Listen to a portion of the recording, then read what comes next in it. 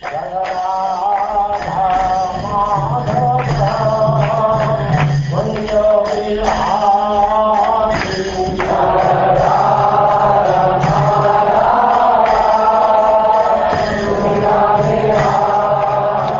now Chapter 14, The Material World as the Great Forest of Enjoyment.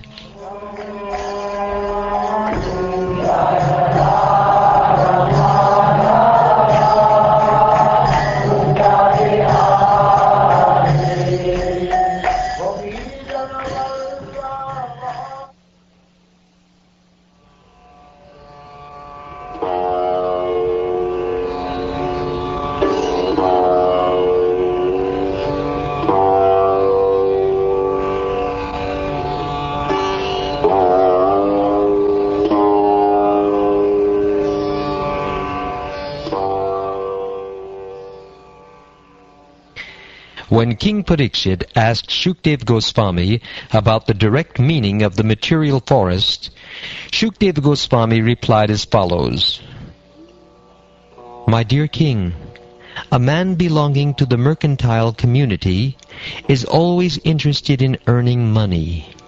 Sometimes he enters the forest to acquire some cheap commodities like wood and earth and sell them in the city at good prices.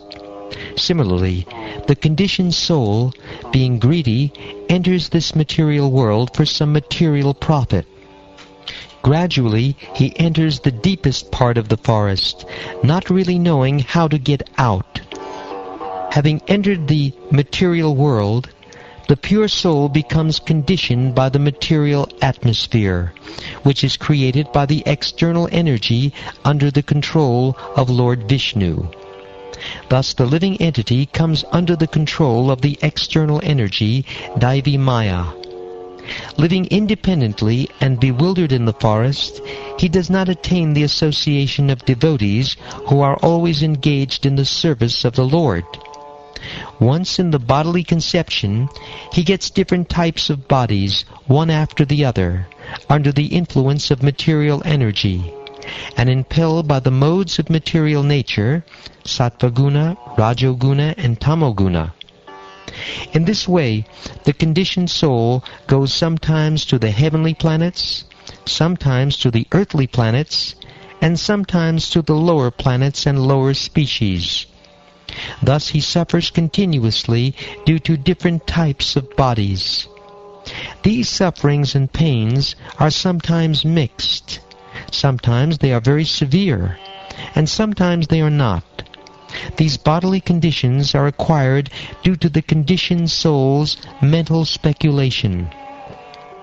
He uses his mind and 5 senses to acquire knowledge, and these bring about the different bodies and different conditions. Using the senses under the control of the external energy, Maya, the living entity suffers the miserable conditions of material existence. He is actually searching for relief, but he is generally baffled, although sometimes he is relieved after great difficulty. Struggling for existence in this way, he cannot get the shelter of pure devotees, who are like bumblebees engaged in loving service at the lotus feet of Lord Vishnu.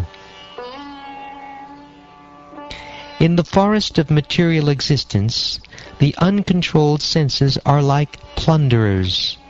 The conditioned soul may earn some money for the advancement of Krishna consciousness, but unfortunately the uncontrolled senses plunder his money through sense gratification. The senses are plunderers because they make one spend his money unnecessarily for seeing, smelling, tasting, touching, hearing, desiring, and willing. In this way, the conditioned soul is obliged to gratify his senses, and thus all his money is spent. This money is actually acquired for the execution of religious principles, but it is taken away by the plundering senses. My dear king, family members in this material world go under the names of wife and children, but actually they behave like tigers and jackals. A herdsman tries to protect his sheep to the best of his ability, but the tigers and foxes take them away by force. Similarly, although a miserly man wants to guard his money very carefully, his family members take away all his assets forcibly, even though he is very vigilant. Every year the plowman plows over his grain field, completely uprooting all weeds. Nonetheless, the seeds lie there and, not being completely burned, again come up with the plants sown in the field. Even after being plowed under, the weeds come up densely. Similarly, the Grihastha ashram, or family life, is a field of fruitive activity. Unless the desire to enjoy family life is completely burned out, it grows up again and again. Even though camphor may be removed from a pot, the pot nonetheless retains the aroma of the camphor. As long as the seeds of desire are not destroyed, fruitive activities are not destroyed.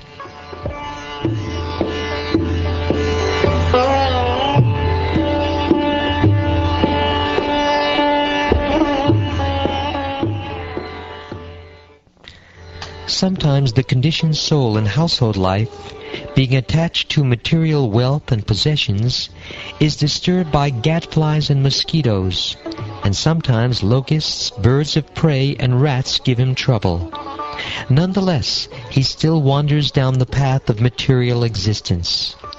Due to ignorance, he becomes lusty and engages in fruitive activity.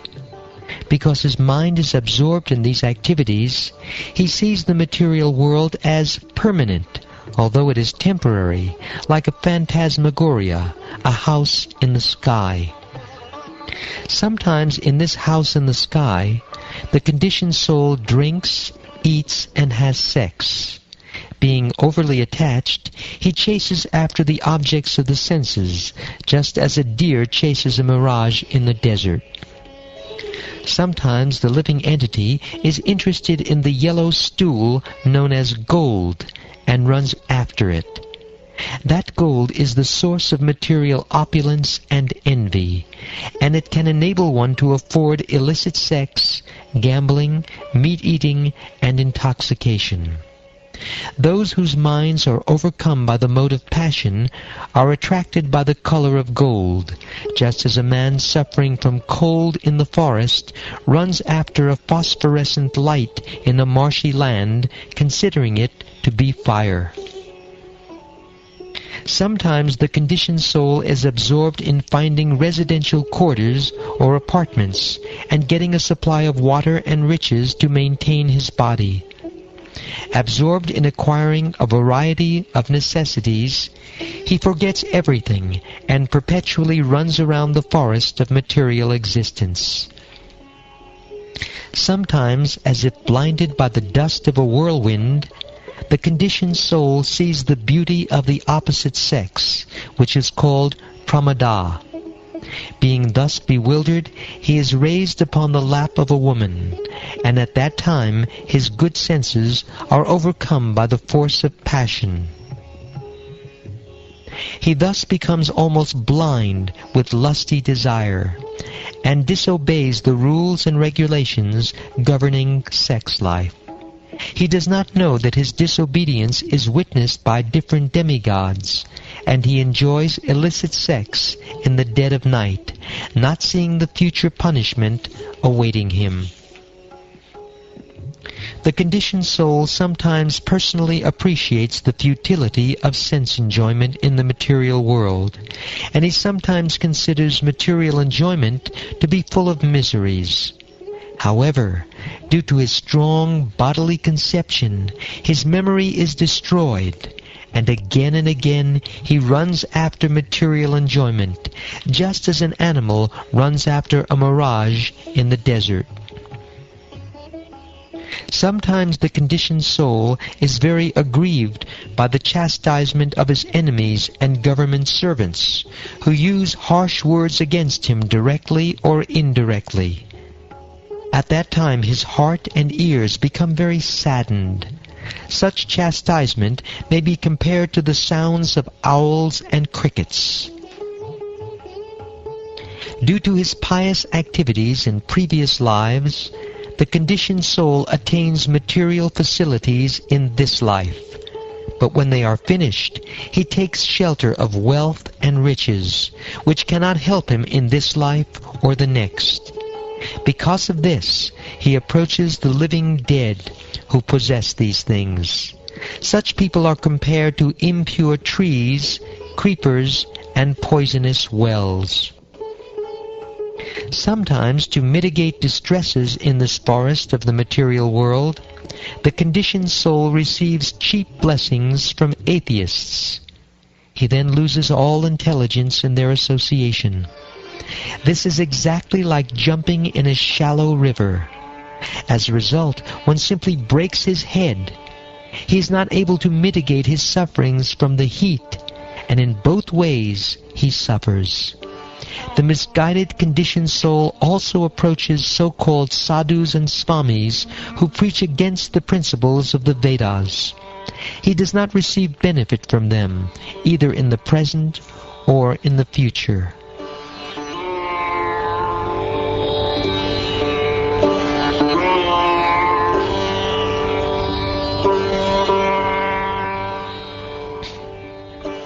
In this material world, when the conditioned soul cannot arrange for his own maintenance, despite exploiting others, he tries to exploit his own father or son, taking away that relative's possessions, although they may be very insignificant.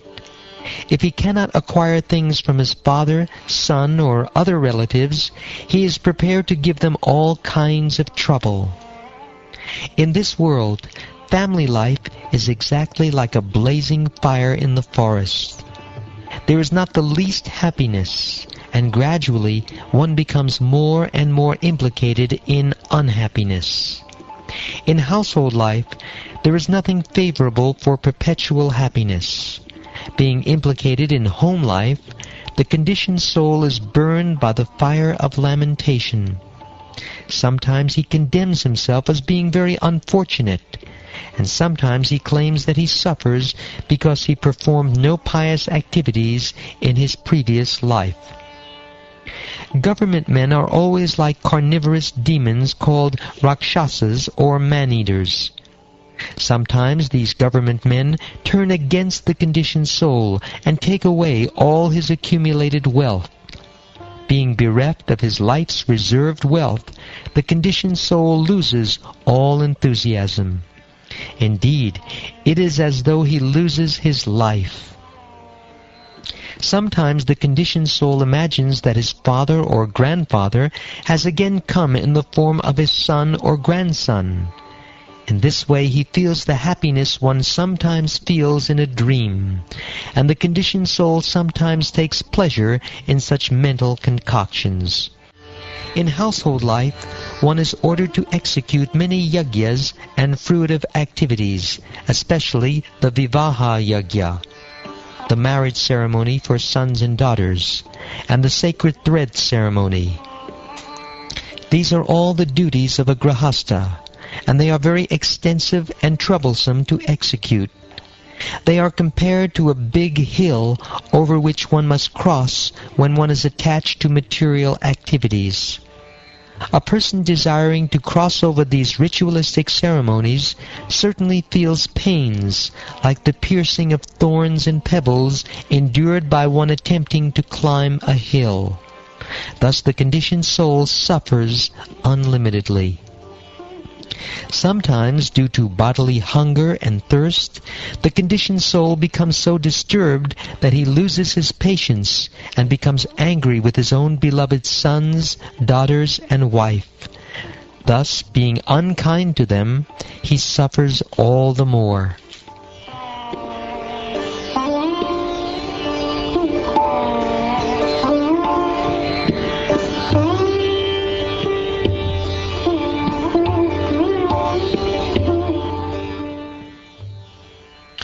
My dear King, sleep is exactly like a python.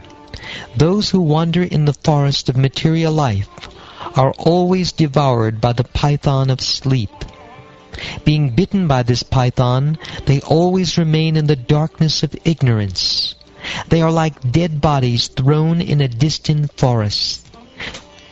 Thus the conditioned souls cannot understand what is going on in life. In the forest of the material world, the conditioned soul is sometimes bitten by envious enemies, which are compared to serpents and other creatures. Through the tricks of the enemy, the conditioned soul falls from his prestigious position. Being anxious, he cannot even sleep properly. He thus becomes more and more unhappy, and he gradually loses his intelligence and consciousness.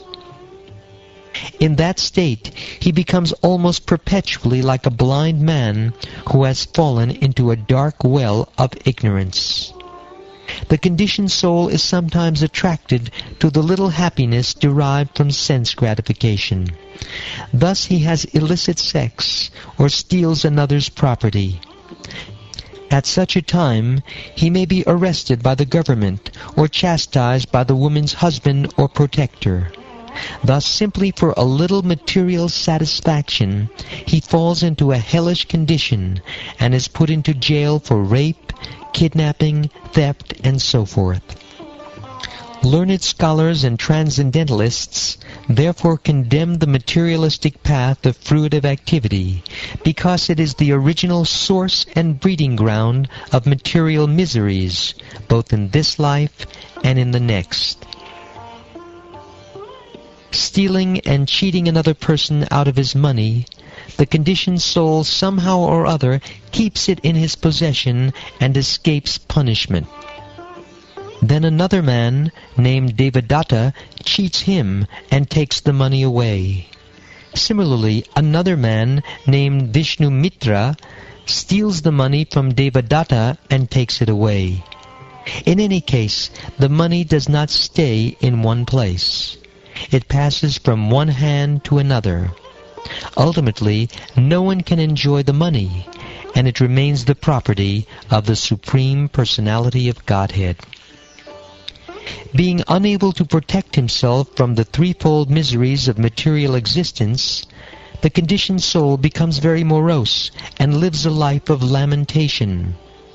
These threefold miseries are miseries suffered by mental calamity at the hands of the demigods, such as freezing wind and scorching heat, miseries offered by other living entities, and miseries arising from the mind and body themselves. As far as transactions with money are concerned, if one person cheats another by a farthing or less, they become enemies. In this materialistic life, there are many difficulties, as I have just mentioned, and all of these are insurmountable.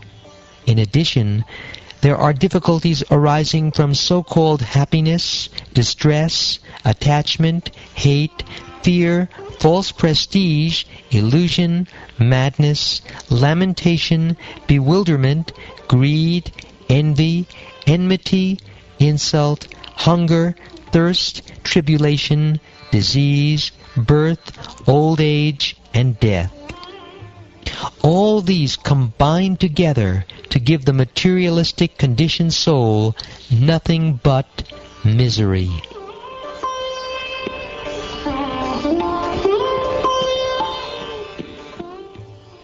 Sometimes the conditioned soul is attracted by illusion personified, his wife or girlfriend, and becomes eager to be embraced by a woman. Thus he loses his intelligence as well as knowledge of life's goal. At that time, no longer attempting spiritual cultivation, he becomes overly attached to his wife or girlfriend and tries to provide her with a suitable apartment. Again he becomes very busy under the shelter of that home, and is captivated by the talks, glances, and activities of his wife and children.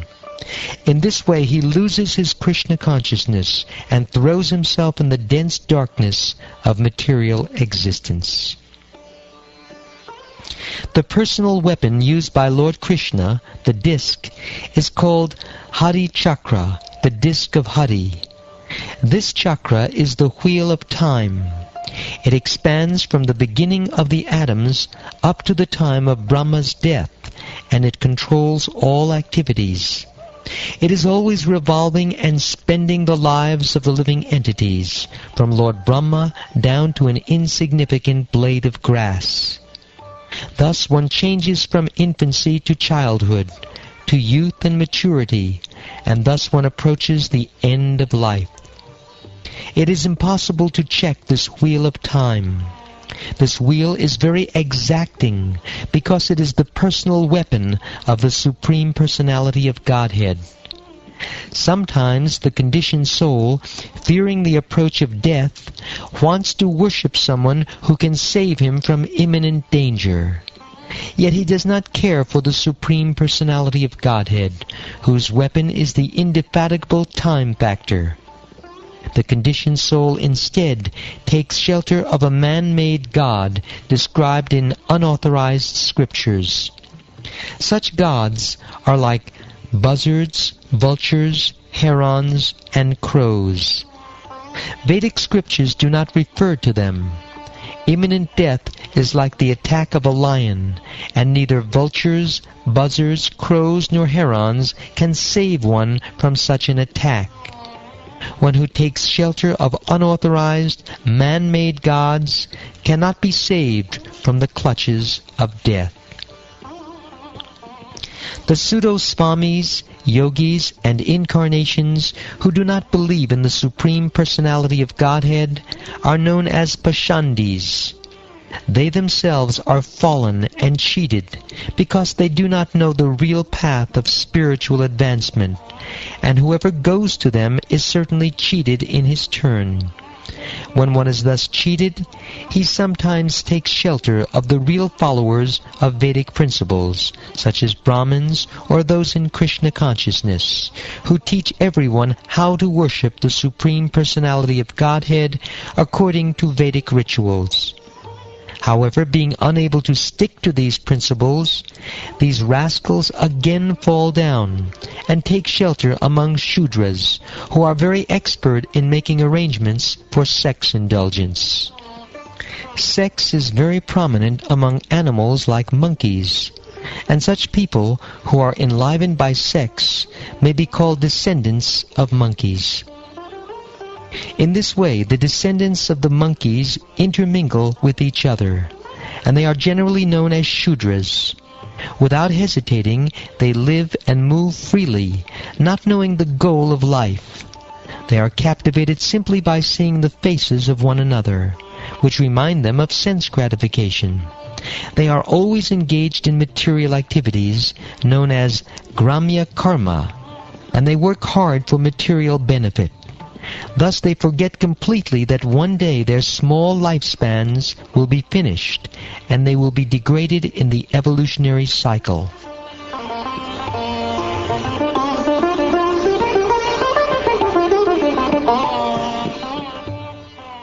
Just as a monkey jumps from one tree to another, the conditioned soul jumps from one body to another. As the monkey is ultimately captured by the hunter, and is unable to get out of captivity, the conditioned soul, being captivated by momentary sex pleasure, becomes attached to different types of bodies and is encaged in family life. Family life affords the conditioned soul a festival of momentary sex pleasure, and thus he is completely unable to get out of the material clutches. In this material world, when the conditioned soul forgets his relationship with the Supreme Personality of Godhead and does not care for Krishna consciousness, he simply engages in different types of mischievous and sinful activities. He is then subjected to the threefold miseries, and out of fear of the elephant of death, he falls into the darkness found in a mountain cave. The conditioned soul suffers many miserable bodily conditions, such as being affected by severe cold and strong winds. He also suffers due to the activities of other living beings and due to natural disturbances. when he is unable to counteract them and has to remain in a miserable condition, he naturally becomes very morose because he wants to enjoy material facilities. Sometimes conditioned souls exchange money, but in due course of time, enmity arises because of cheating. Although there may be a tiny profit, the conditioned souls cease to be friends and become enemies. Sometimes, having no money, the conditioned soul does not get sufficient accommodations. Sometimes he doesn't even have a place to sit, nor does he have the other necessities. In other words, he falls into scarcity, and at that time, when he is unable to secure the necessities by fair means, he decides to seize the property of others unfairly. When he cannot get the things he wants, he simply receives insults from others, and thus becomes very morose. Although people may be enemies, in order to fulfill their desires again and again, they sometimes get married. Unfortunately, these marriages do not last very long, and the people involved are separated again by divorce or other means. The path of this material world is full of material miseries, and various troubles disturb the conditioned souls. Sometimes he loses, and sometimes he gains. In either case, the path is full of danger. Sometimes the conditioned soul is separated from his father by death or other circumstances. Leaving him aside, he gradually becomes attached to others, such as his children. In this way, the conditioned soul is sometimes illusioned and afraid. Sometimes he cries loudly out of fear. Sometimes he is happy, maintaining his family, and sometimes he is overjoyed and sings melodiously. In this way, he becomes entangled and forgets his separation from the Supreme Personality of Godhead since time immemorial. Thus he traverses the dangerous path of material existence, and on this path he is not at all happy. Those who are self-realized simply take shelter of the Supreme Personality of Godhead in order to get out of this dangerous material existence. Without accepting the devotional path, one cannot get out of the clutches of material existence. The conclusion is that no one can be happy in material life. One must take to Krishna consciousness. Saintly persons who are friends to all living entities have a peaceful consciousness. They have controlled their senses and minds, and they easily attain the path of liberation, the path back to Godhead. Being unfortunate and attached to the miserable material conditions, a materialistic person cannot associate with them. There were many great saintly kings who were very expert in performing sacrificial rituals and very competent in conquering other kingdoms. Yet despite their power, they could not attain the loving service of the Supreme Personality of Godhead. This is because those great kings could not even conquer the false consciousness of, I am this body and this is my property. Thus they simply created enmity with rival kings, fought with them, and died, without having discharged life's real mission. When the conditioned soul accepts the shelter of the creeper of fruitive activity, he may be elevated by his pious activities to higher planetary systems, and thus gain liberation from hellish conditions. But unfortunately, he cannot remain there. After reaping the results of his pious activities, he has to return to the lower planetary systems. In this way, he perpetually goes up and comes down.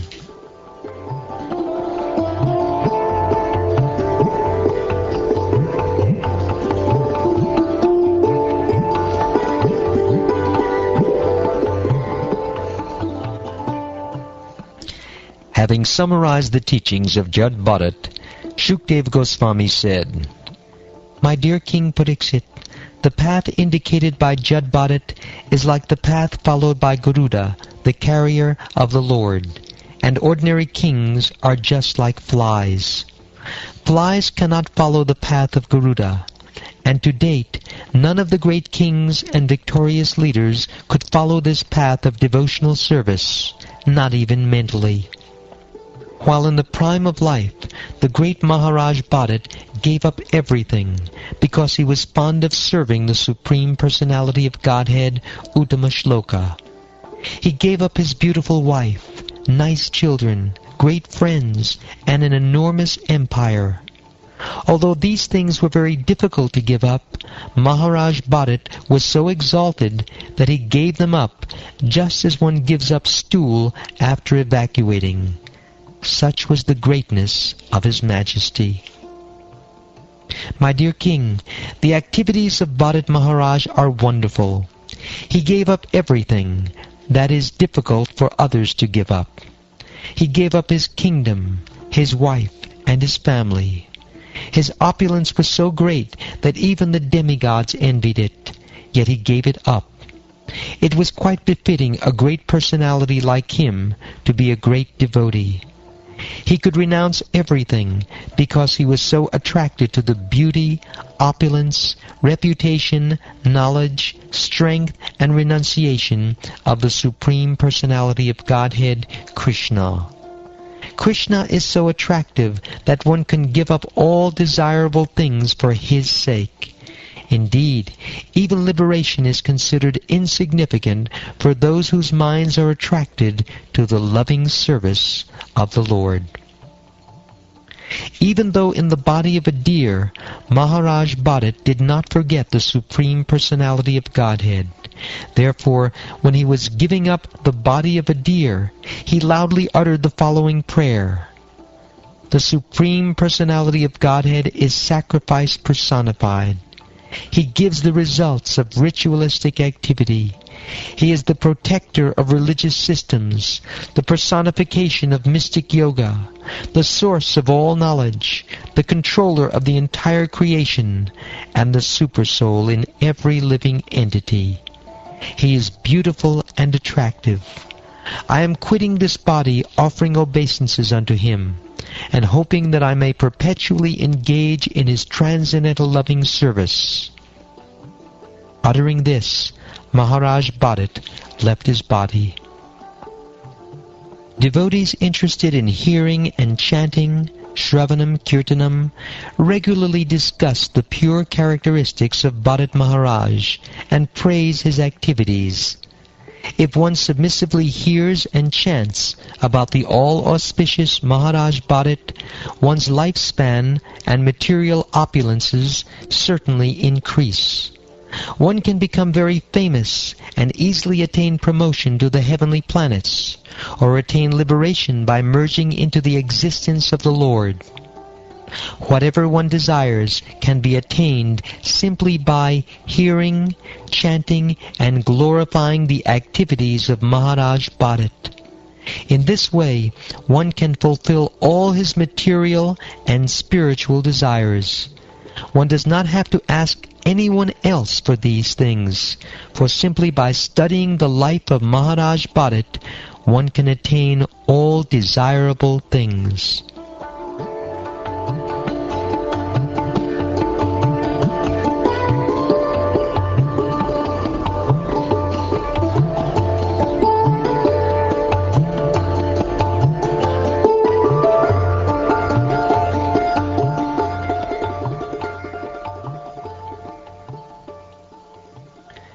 Thus ends the 14th chapter of the 5th canto of the Śrīmad-Bhāgavatam, entitled The Material World as the Great Forest of Enjoyment.